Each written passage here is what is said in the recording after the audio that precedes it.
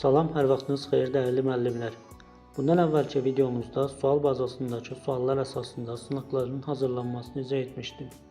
Bu videomuzda isə tələbələrimizin həmin sınaqlardan necə istifadə edə bilər, onun izahını göstərəcəyəm.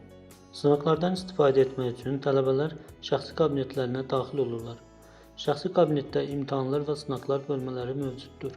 İlk növbədə imtahanlar bölməsini izah edək. Bu bölməyə daxil olub, keçən videoda hazırladığımız nümunə bir sınağına daxil oluruq.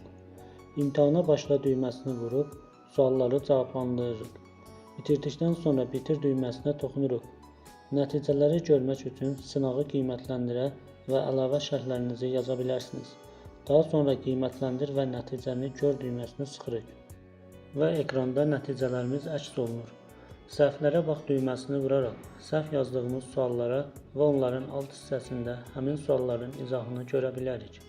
Əgər müəllim sual bazasına sualları yükləyərkən həmin suallara izah yazıbsa, tələbə səhv etdikdə o izahlar burada avtomatik göstərilir.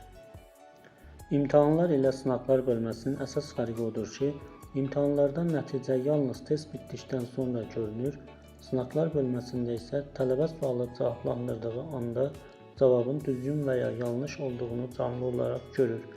İndi isə sınaqlar bölməsinə keçid edək. İmtahana başla düyməsini sıxaraq sualları cavablandırmağa başlayırıq.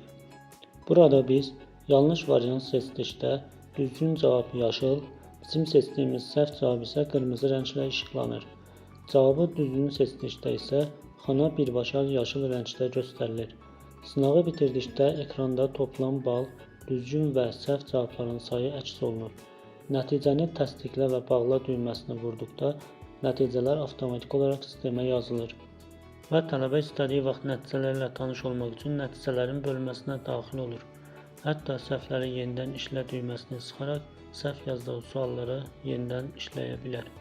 Bu videoda izah edəcəklərimiz bu qədər. Diqqətiniz üçün təşəkkür edirəm.